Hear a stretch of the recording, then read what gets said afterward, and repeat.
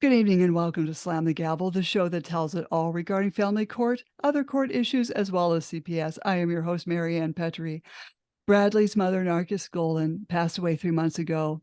Bradley is autistic and needs structured routine and therapies he receives for his autism 6 days a week. However, Italy just entrusted Bradley to the Italian Social Services.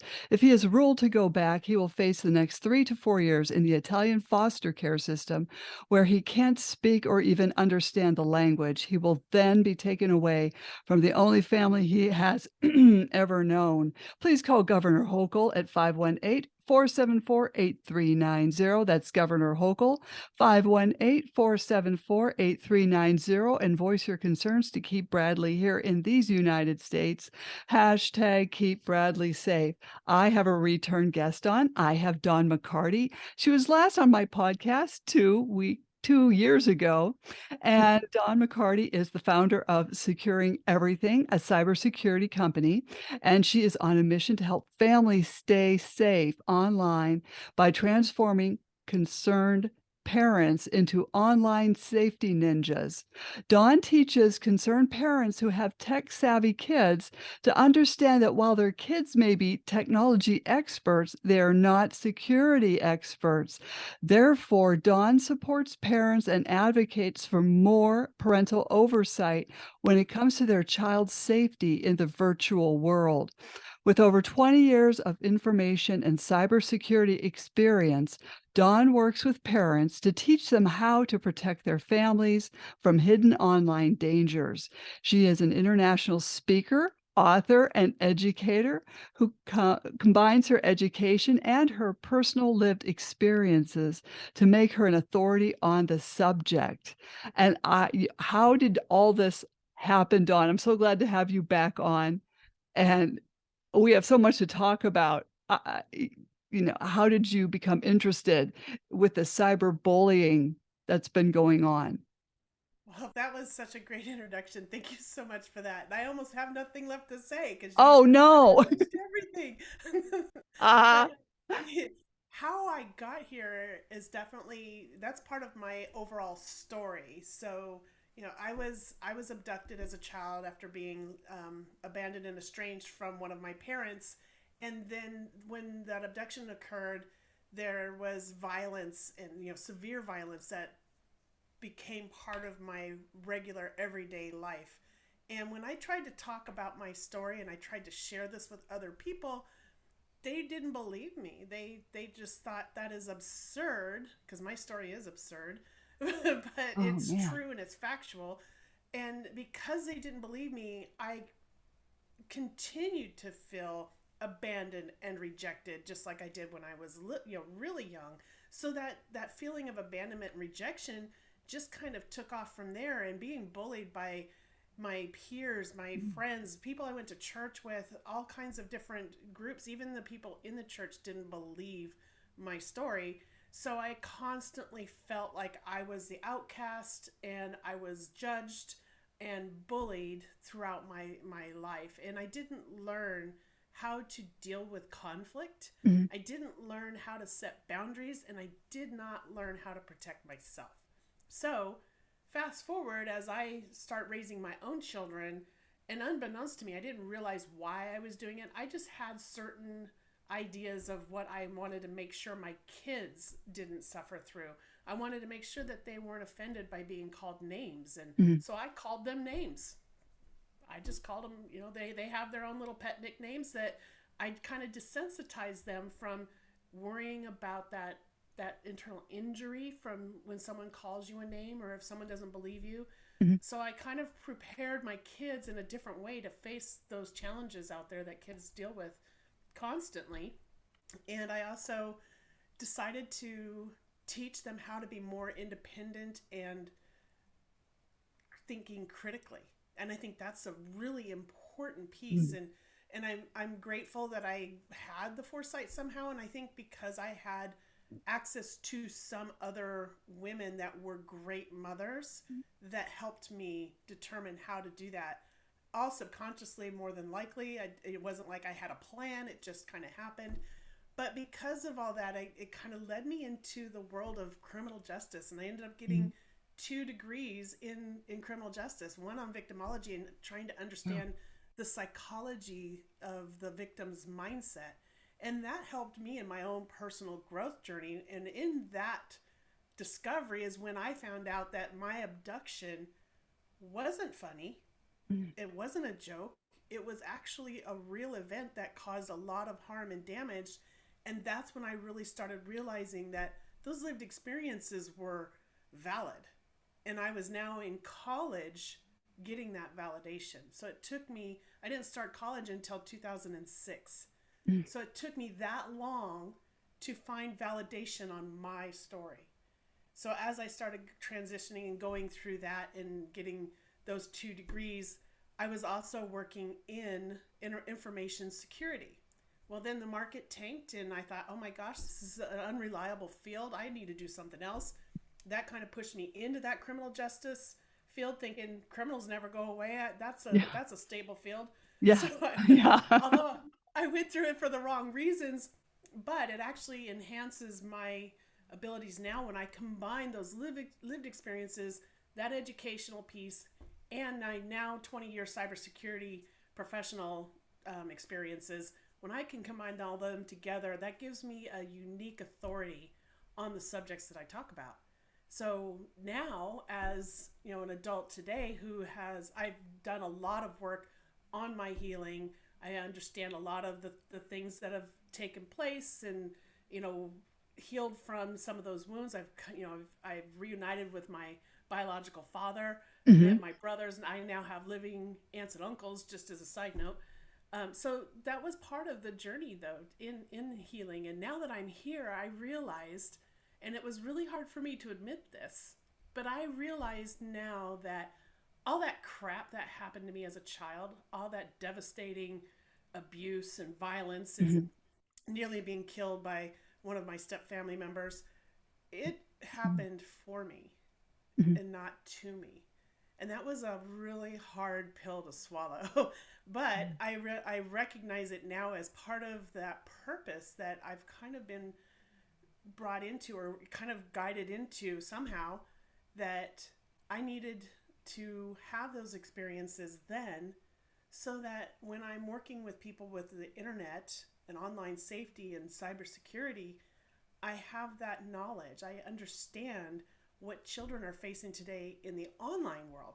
So it really kind of is beneficial that I have those experiences to be able to do that. So that's why I now say that those things happen for me instead of to me. And I can say that without falling apart and bursting into tears. Oh. It took a lot of time to be able to get to that space. But it really is powerful Hmm. in what we really need to deliver to the world, and people that have any children online, and what they need to know Hmm. and do themselves. So that's how I kind of got into that. It's a big That's story. that is a journey. That is, and I've Yeah. said before, sometimes advocacy chooses you whether you like it or not.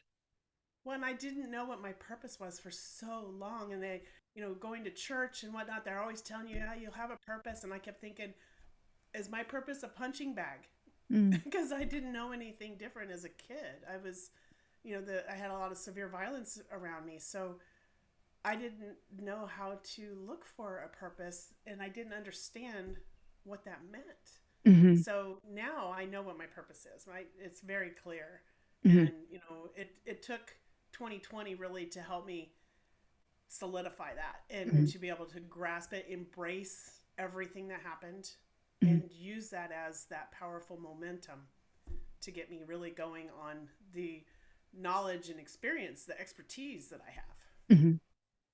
Now, do you have parents contacting you about their kid being online and maybe online too much, and they're posting pictures, and these kids are also being cyberbullied to the point where some of them have committed suicide over Yeah, it? and that's the hard part, is parents are so concerned. And what I focus on, and this is what I call the transgenerational parenting gap in technology, Mhm. because as parents, we usually take what we learned as kids from our parents, what they learned from their parents, and so on, right? Mhm. Technology didn't exist the way it does today when we were kids.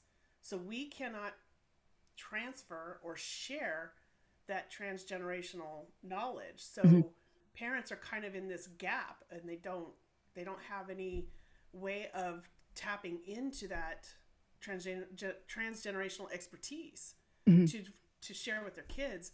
Kids aren't seeing that as, a family unit. Like when we go to grandma's house as kids, we see that dynamic. But today, grandma's wanting her grandson or granddaughter to help me fix my phone, Right. right? That's so cute that my grandson knows all about it. I love it. I Uh-huh. love that there's that connection that they can make. However, this is one of the things that I say: if Mhm. they know more than you, then how can you protect them? And Mhm. that's where I bring in parents and wanting to help them, the concerned parents that have kids online, because there's so much that they need to know. And like you said in the introduction, children are great at technology. They're born with it. They almost teethe on it because as soon as they can grasp and hold on to something, we're handing them an electronic device. Mhm. So we have to start from the time that they're capable of holding a device, teaching them how to be safe, teaching parents how to keep those children safe, because they need help in that area of security. They can make great technology decisions, but they cannot make great security decisions. And that's where Mm-mm. parents really need to catch up, for lack of a, we just, Right. this is the state that we're in, is we got to get parents up to speed on how to protect their kids. Mhm. Because you've got a lot of kids on TikTok and they're dancing around and, you see all these Yeah. TikToks they're doing. Well, and And you said something about parents, with kids posting. Sometimes it's not the kids that are posting. Mhm. Sometimes it's the parents that are posting. Mhm. And parents are, I mean, I love the fact that we can share, but we open it up to the world instead of just our little group. Mhm. And so we can't shut technology down, and I'm not suggesting that we do. I'm just suggesting that we do it in a safer way that's close to a close group of friends that we're sharing family related information. So you want close friends and family that you actually know, Mhm. not people that you've met online, in a group where you can share those kinds of details about your kids, because that's kind of what we love about Facebook, is sharing those Mhm. life milestones and those precious moments. And that's really great. We have an electronic way of scrapbooking these days. Yes. But when we open it up to just anybody and everybody, and we're accepting friends right and left, we don't know who we're sharing it with. And unfortunately, there's a lot of bad actors out there. And you'll hear me use the term bad actor quite a bit. And bad actor just encompasses, really the cyber criminal, the bad hackers. We have them black hats and white hats. We have good guys out there, but we also have a Mhm. lot of bad hackers out there.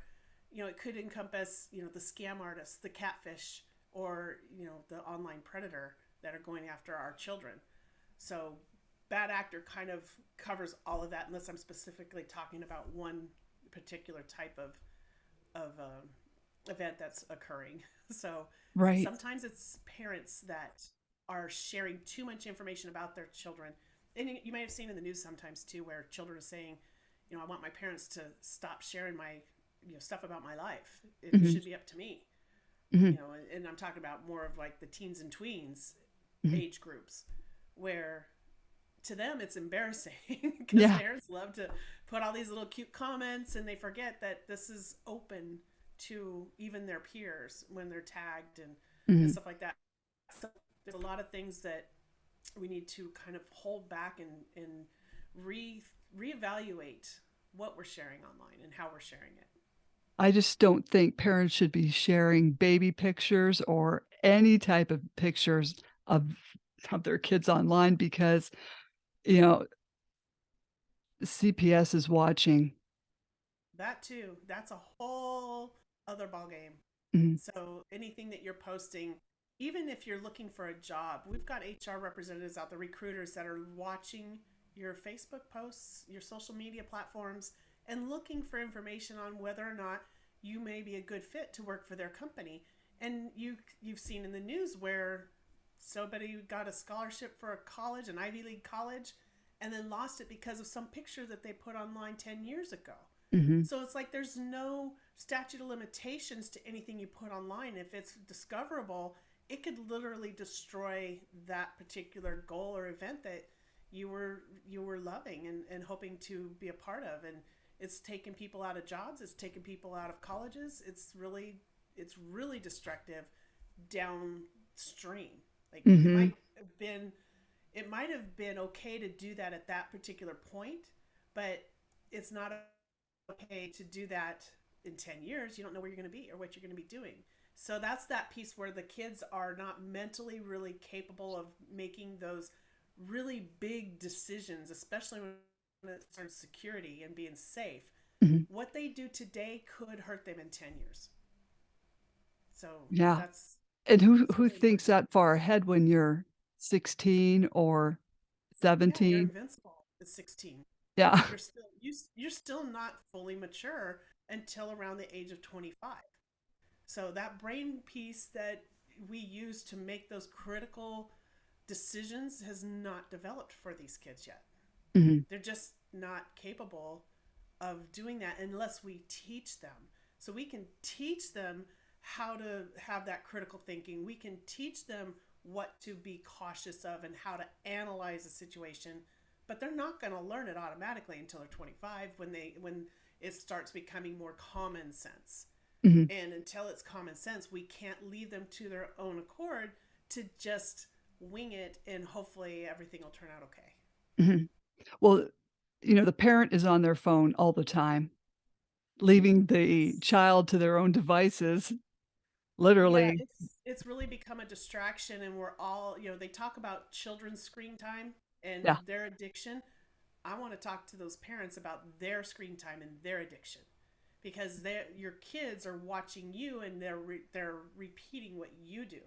Hmm. So that's where you've got to start setting that example first. If you don't want your kids to spend more than 2 hours a day on playing games or screen time, then neither should you. You're going to have to follow those same rules that you're setting for them because they're watching you, Hmm. and they're going to do what you do even if you set the rules differently. So for my courses that I teach when I work with parents is pretty much that authoritative parenting is kind of like it's really last century. We can't do that kind of parenting today and expect children to be safe online. So I teach what's more of a collaborative parenting style where I bring the kids and the parents together and we create this security plan for their family, what works for them. But I expect parents to follow the same rules they're setting for the house because it's not a us versus them. It's not a parents versus kids. It's a security plan for the entire family. And there's age appropriateness in there. We build that in, but you can't just say, do as I say and not as I do anymore because they can go to Uncle Google or Aunt Alexa and get those answers if you're not willing to talk to them about it. So, unfortunately, those could also mean online predators who are in chat rooms talking to Hmm. your kids and pick up on that little bit of depression or anxiety or troubles at home, and they will exploit that. They will exploit that with that child, and that child will get the validation. They'll get that love and affirmation that they may be seeking. Whatever it is that each child may need, those predators are really class acts when it comes to being able to figure out what to say. And they're not classy at all. I'm not using that phrase in Hmm. any sense of the word like that, but they're very skilled and they can zero in on that very quickly. So it's really important that today's parents are collaborative and they're communicative. They need to be able to learn how to talk to their kids without the kids tuning them out or without saying, I know more than you about this, mom, stop talking to me about it. We work with them so that they aren't running into those obstacles and they're not hitting that lack of engagement. So it's difficult, and it's also depends on each family dynamic. So everybody's at different levels. So there's not one Hmm. cookie cutter type solution. Hmm. But we got to move out of that authoritative parenting and expecting our kids, you just be a kid, I'm the adult here. We can't do that anymore because they'll go find someone else that will Hmm. fulfill what they're looking for. Oh, that's a good point. I mean, because, Charles Manson was a master at that. Yes, and that, you're talking about that emotional and psychological abuse there, that this is what it's warfare on these kids, Hmm. that these are tactics they intentionally use, and their goal, the online predator's goal, is to meet that kid in real life at all costs. That's Hmm. what they want, because they need to have that face-to-face physical event occurring so that they can then begin the child abuse process from there. Right. And that could be anything. That could be coercive control. That could be Yes. beatings. Who knows? It starts out with that emotional coercive control, psychological abuse type of settings, or and they dazzle them with compliments and validation and stuff first. So it's a a process really to do that. But they're establishing trust where trust is broken. So if you Mhm. have a broken family trust dynamic, it's the kids are more vulnerable towards predators. Not to say that every kid is going to end up engaging with a predator, but they're more vulnerable to them. And as adults, they're more vulnerable to catfish or different types of scams, Mhm. as they get older. But right now, and one thing I want to bring up about predators is, according to the FBI, there are over 500,000 predators online at any given time in the United States. So 500,000 predators. May seem like a big number. It may not seem like that big of a number. But if we look at our latest census from 2020, there were 74 million children under the age of 18 in the United States. So let's divide those numbers. 74 million children and 500,000 predators leaves 148 kids for each predator to make contact with. That is a scary number. Mhm. That scares the crap out of me Yeah. because it is so easy to make contact in a chat room or on Facebook or in TikTok. There's so many platforms that parents don't even know their kids are using. Mhm. So it's totally feasible that nearly every kid has had at least some type of contact with an online predator. Maybe they shot it down. Maybe they didn't touch any, they didn't click on a link, they didn't engage in the chat. And hopefully that's the case. But it only takes a little vulnerability for them to kind of be siphoned into that world. So 148 kids for each predator. Now think about the predator is not an isolated one person, sitting behind a computer screen. This is a network of people. They have their own community, and it's so big that they actually have their own type of like dark web, and they share information. They share profiles. They share their manual, and their manual actually will teach them how to effectively groom a child so that they can meet in real life. And then what do you do from there? So this stuff they're sharing back and forth, and they celebrate what they consider wins, because if you think about the online predator, and this is something I do now, is thinking about how predators think, how they operate, so that I can teach parents those red flags to look for, and then we can teach children. But if you think about, I just kind of lost my track there for a second.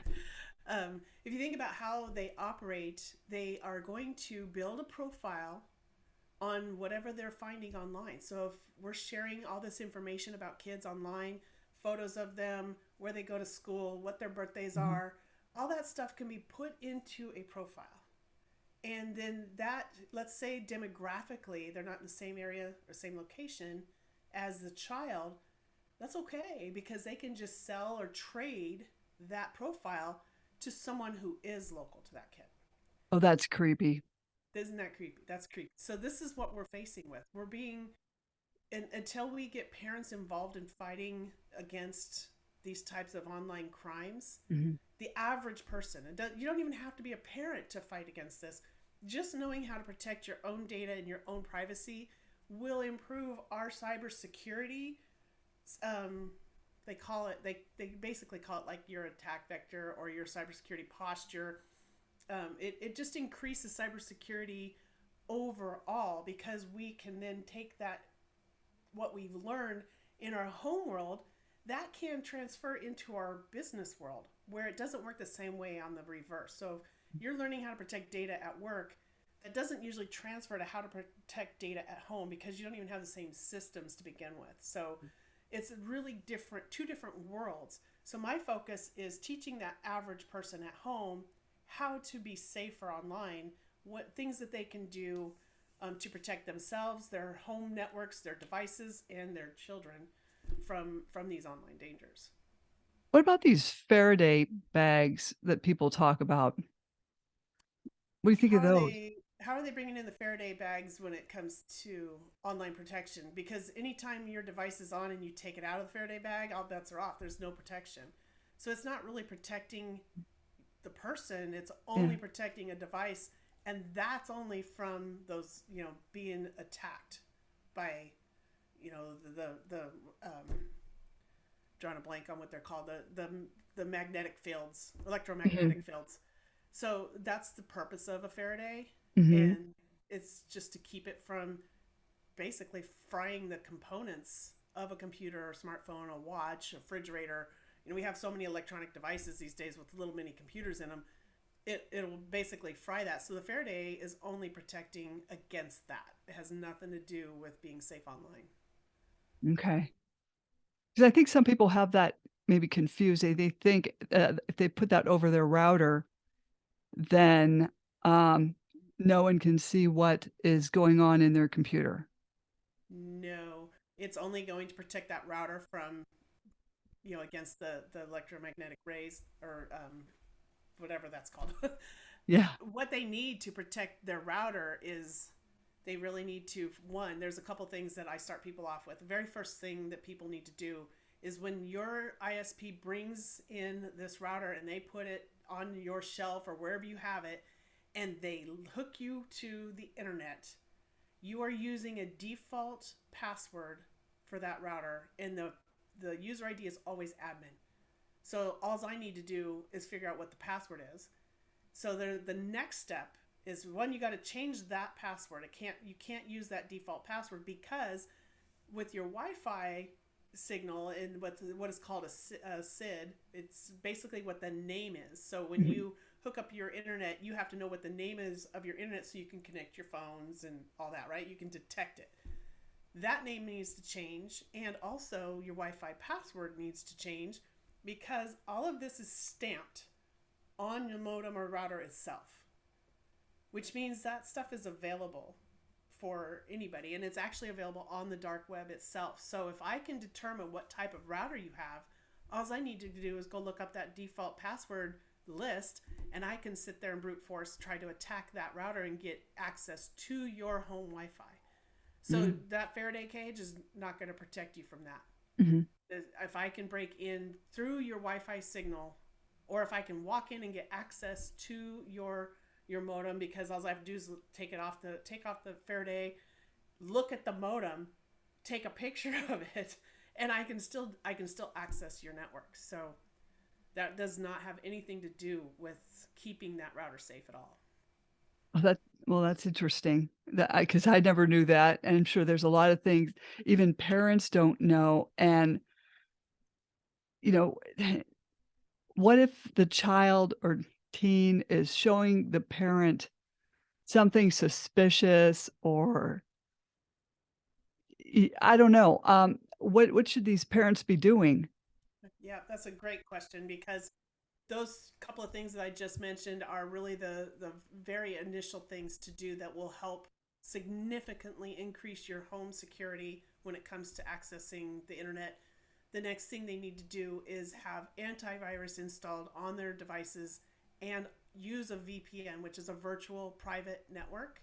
That Mhm, virtual private network encrypts the communication that you're having with, say, like a bank. So if you wanted to log into your bank, your communication with the bank is encrypted, so nobody can see what your dollar amount is or anything like that. So VPN is what really is the Faraday cage electronically. So if you want to use something like that Faraday cage, then I suggest making sure you have a very robust and not free version of antivirus Yeah. and use that VPN. That Hmm. VPN is really, really the strongest thing you have when it comes to that, and keeping things private. But you start with those few things right there is where we got to start. Oh, definitely. You know, it's with the cyberbullying, would a parent also go to the school and report this as well? Yeah, so there's a couple of things that you can do with cyberbullying. Is one, don't delete anything. Mhm. And because if you delete it, then you're deleting all your evidence. So you need to document everything, and parents really need to teach their children this as well. So when a child comes to you and they're bringing up the fact that something's going on, the worst thing a parent can do is like, oh, it'll fly over. It's just a phase. Or Mm. ignoring them, not helping them. They're coming to you for help. They need help. They need you to listen. They need you to validate their concerns and their fears. And then they need you to help them, but they don't necessarily want you to help them by saying, I'm going to call the school tomorrow, or I'm going to call their parents, I'm Mhm. going to call that person out, I'm going to do things. Your kid doesn't necessarily want you to do that. Mhm. But what you can do that will help them, and it actually teaches them how to do that. So this is a healthier way of teaching them how to deal with the conflict, Mhm. is document everything, take screenshots, make sure you have dates and times, everything that you can gather on that. What username were they using this time? Did they switch and use a different username, and how did you connect that those are the same person? There's all kinds of things that you've really got to pay attention to, because the attacks may not be multiple people. If it seems like it might just be one person that's switching between different profiles. Mhm. Then Mhm. listening to the behavior, watching those patterns. That's why we take screenshots, because I don't expect anybody out there to know those signs. But if you've got this information collected, when it's investigated, they might notice those behaviors. So Mhm. document everything. Don't delete it. Make sure it stay there. You can block the person. That's the best thing to do. Not to respond to them, because once you respond, they know that they've tapped into some kind of emotion on you, and Mhm. their whole goal is to exploit that. So you don't want to respond to cyberbullies. You don't want to say, as soon as you do that, you just open up a whole nother can of worms, and it's an invitation for them to continue. So the sooner you shut it down, the better.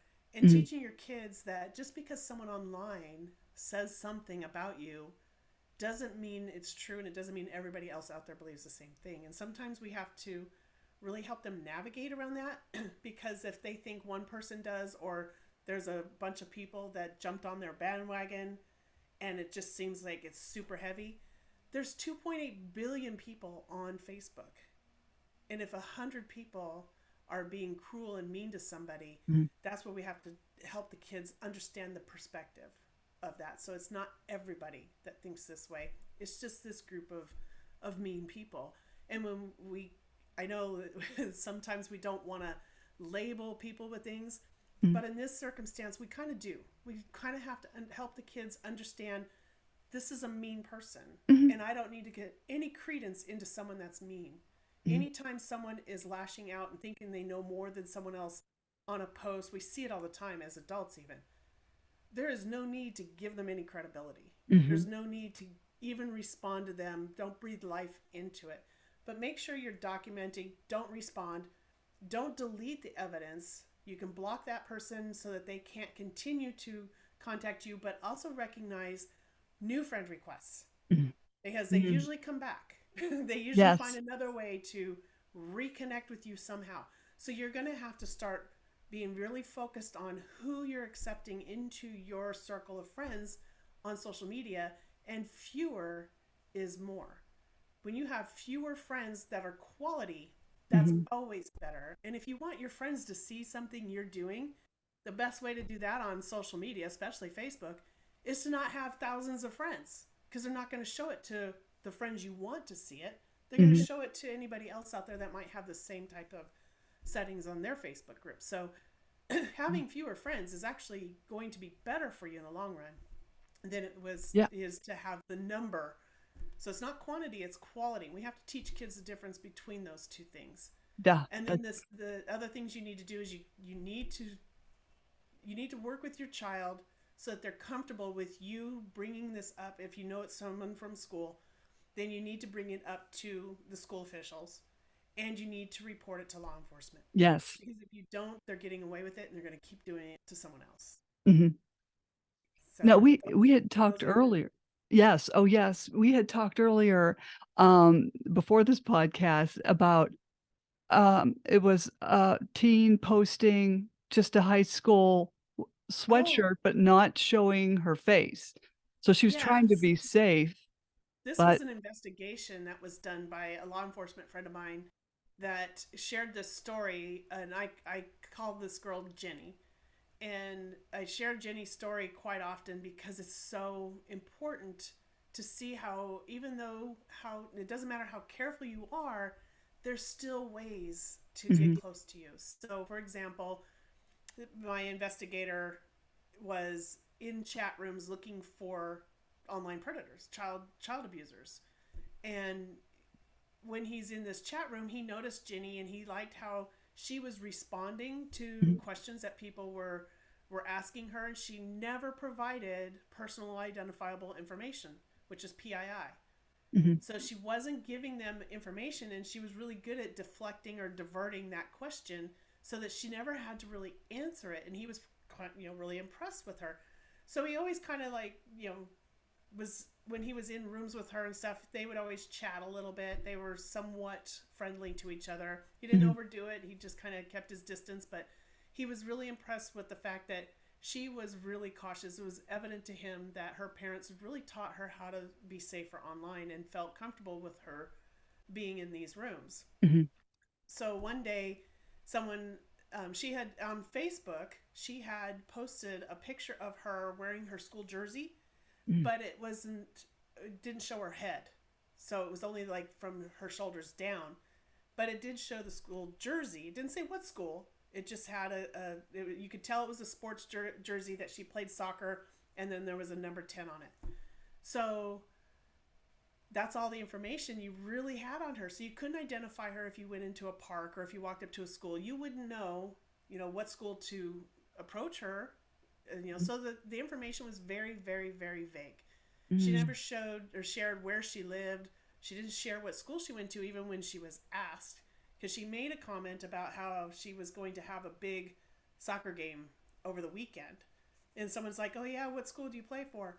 And she wouldn't answer that. mhm, But she did feel confident that it was okay to share the opposing school that she was playing against. mm, So this got my law enforcement guy's attention, thinking, I wonder if there's information that, with just that little bit of information, can I find out enough? Can I do anything with that? So he did. He called the opposing school and he asked them, "Who are you playing on Saturday?" And they told him.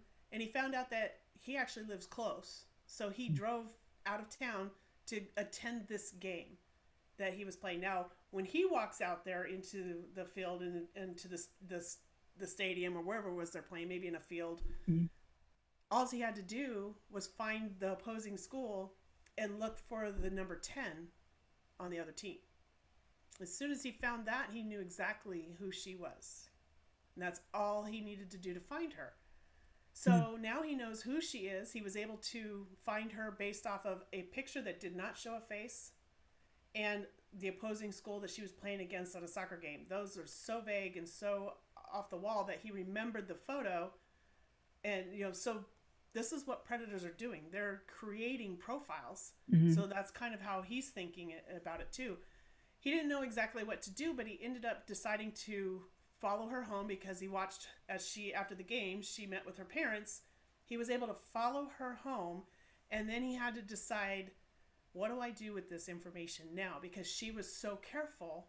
mhm, Do I say anything? And if I don't, what could happen next? What if I was a predator and I'm sitting in this car out in front of their house? What do they need to know? So mhm, he did decide to knock on the door, and he told them how first he started with how careful Jenny was, that they really did a good job in helping her to be as safe as she possibly could online. But even so, it still was not enough to keep someone from standing at their door knocking on it saying, "Hey, I'm here for Jenny." Mhm. So it was such an important lesson that, think about what we are posting online. We're Mhm. showing where we're eating. We show where we take our kids to a park. Mhm. We show pictures of our kids, full face and everything. We tell when their birthdays are. This is all information. Remember back when we were kids, or maybe when our kids were little, you didn't want to put their name on their backpack. You didn't want to put anything visible because that Mhm. just gave people information. We're Yeah. doing that electronically already. We're doing that now. We're putting so much information, more than we would have put in our kids' backpack back in the day. Mhm. Because now it's all out. Yeah, that's a good point. Yep. But, still on Facebook and Instagram, people are continuing to post their child's picture, and it's so dangerous in so many ways, It is. and I don't know if, why they keep doing when warned. Well, and I think we think it's innocent because we're not sharing, like, maybe we're not sharing their last name, or maybe we're not saying exactly their birth date. But when I do social media security assessments, Mhm. I can uncover all of that. I'm going in looking at it as, what is a predator looking for? And when I can come out and hand you a report that says who your mother and fathers are, who your brothers and sisters are, who your kids are, who their kids are, all of their birth dates, because you might say, "Happy birthday to my son, he's 10. Now I know what Mm, year he was born." mhm. All this information that you're putting out there that seems innocent by itself, when I combine that with everything I can find on your Facebook profile, I can hand you your family tree. Mhm. And I can almost send you everything except maybe a social security number. I can figure out where you live, what kind of car you drive, what are your preferences, where you like to eat, what do you eat. Mhm. I can tell you a lot about you based off of the all of the information that you are posting. Mhm. And that's building a profile. And that information can be detrimental when I know exactly where you go on Tuesdays at noon for mommy daughter playdates. Mhm. It seems innocent. It seems great. I'd love to be able to share this kind of stuff.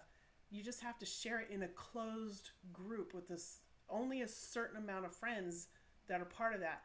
And we have friends lists. Facebook actually provides us with an ability to create friends lists. So Mhm. we have the ability to close everybody out. We just don't select that. We're not using that. But we've got, when we accept friend requests from people we've never met, we don't know exactly who they really are. And catfish is a whole, we got to have a show on catfish, Oh, because we I will. get them all the time. I see catfish requests constantly, constantly. And we're just accepting them because why not? Mhm. Mhm. I want more friends. I want to look like people like me. So, and they think Oh. quality or quantity is what shows that. But we don't know. There's no way you can know. If you had 100 friends on Facebook, I might believe it if you were living in the same town you went to school and you just never moved out. Mhm. But beyond that is people that maybe, okay, you could add a few more because you've worked at a couple different places and you picked Yeah. up a few more friends. But you're not talking about more than 150 people at at the most that you Mhm. actually know that you would want on your Facebook account. Yeah.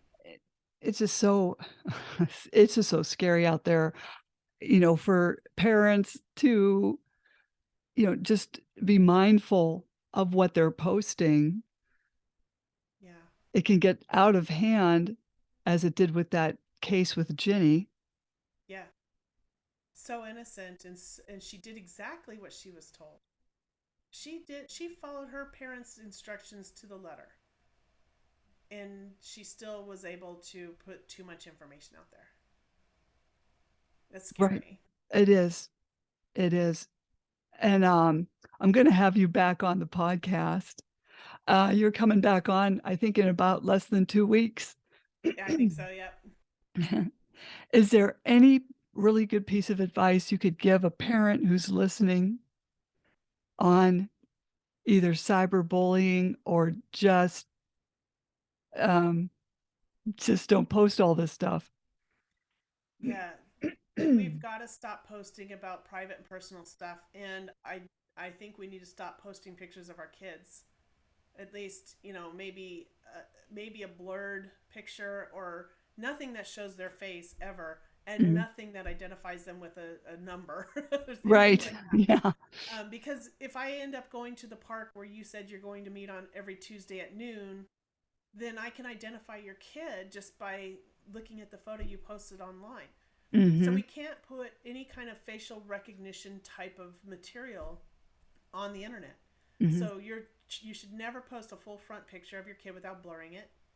And unfortunately, it's sad that we have Mhm. to do this. And I Mhm. wish that we didn't, because we wouldn't do that to a scrapbook, right? We Right. wouldn't blur their face out. But you don't know what's on the other side of this monitor. We're looking at this monitor here. Mhm. That's all we see, and I can see you across the screen from me, but I don't see the potential amount of people that are watching this podcast, or who's watching my social media accounts or my YouTube channels. We don't see that. So it doesn't seem significant or important, but it really is. Because, and here's an analogy I use: when my kids were little, they could play in certain areas outside. Mhm. So, for example, when they were toddlers, they could play on the patio or the porch with me sitting right there, Right. right? But they couldn't go anywhere else. I didn't let them out into the yard. When they got a little older, they could play in the backyard with me sitting there. Mhm. When they got a little bit older than that, they might be able to play out in the backyard a little bit more alone, but I might be peeking out a window. So these are boundaries that we set as parents, right? Because we Mhm. want to keep our kids safe when they're playing outside. Right. So when they get a little older and they learn how to ride a bike, how far do you let them ride their bike? Do you let them ride it in the driveway, in the cul-de-sac, Mhm. up and down this side of the street on the sidewalk, around the block, across the street, downtown? How far do we let kids ride their bikes, and at what age is appropriate? And then how old do they need to be to go hang out with friends downtown and Mhm. without your supervision whatsoever? So if we see these kinds of gradual age appropriate types of settings, why are we not setting that on our internet? Because Right. when you set your kid down in front of this monitor, they're not on their front porch, they're not in their backyard, they're not even in their front yard, they're not even downtown. Mhm. They're anywhere around the world at any given moment. Mhm. And that, you don't know who their audience is. So you can't say, okay, well, I know my neighborhood and I've got neighbors down here and neighbors down there, and we all watch our kids. Mhm. That's not the case when it comes to being online. You might have friends that watch them on Facebook, but who's watching them on TikTok? Mhm. So it's so much more difficult to do this online, and the internet is not a babysitter, a pacifier. Remember when they used to complain about kids and TV? Yep. Like, oh, your TV's just a pacifier. I'd Mhm. take the TV over this any day when it comes to keeping kids safe. Yeah, definitely. I agree. Pop a movie in and Yes, yes. oh, geez. If anyone has any questions for you, how can they reach you? They can reach me on most social media platforms: Facebook, TikTok, YouTube. If you just do a search for Dawn McCarty, it comes up. Um, my TikTok or my face, good grief, my YouTube channel is actually youtube.com/Dawn McCarty. Very simple. Facebook is I am Dawn McCarty. Same with LinkedIn.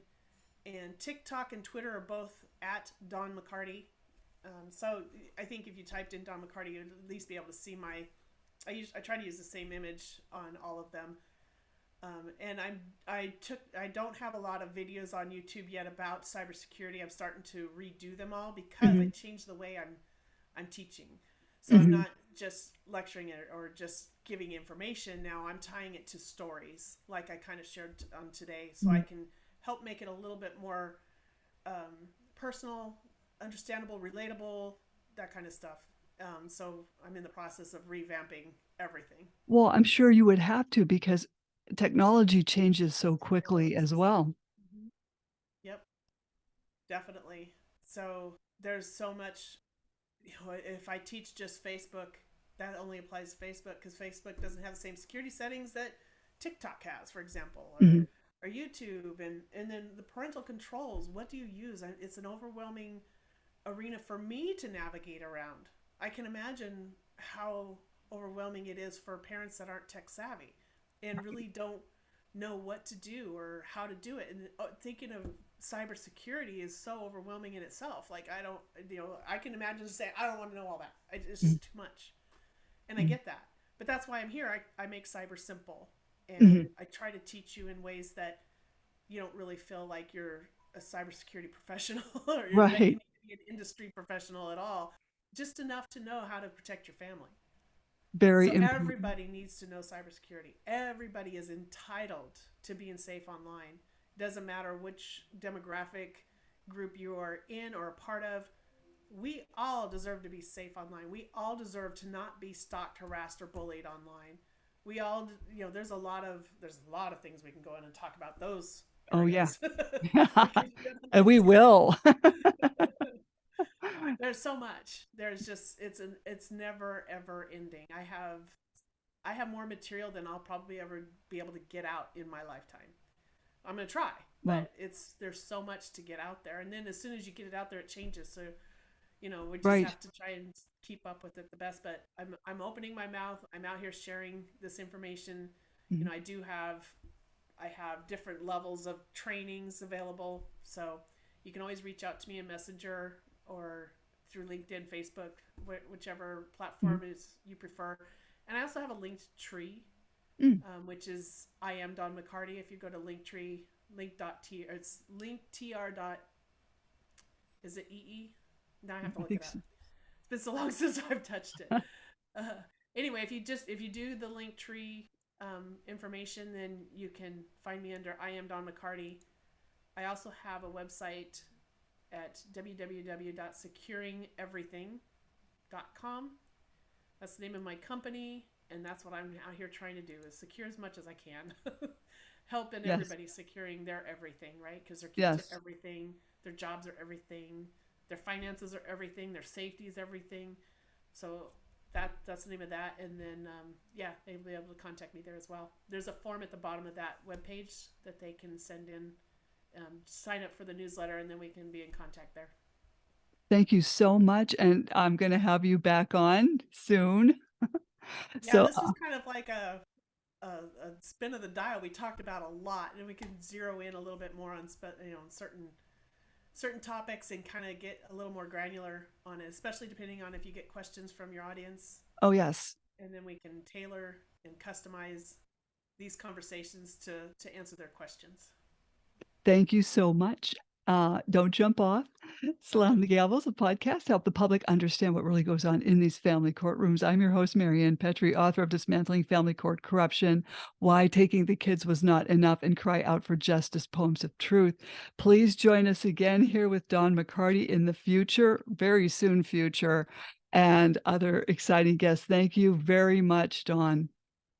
Oh, it was my pleasure to be here. I'm so happy to just be able to share some of this information with your guests, and I appreciate you for bringing me on. So thank you so much. And you'll be back. That's great.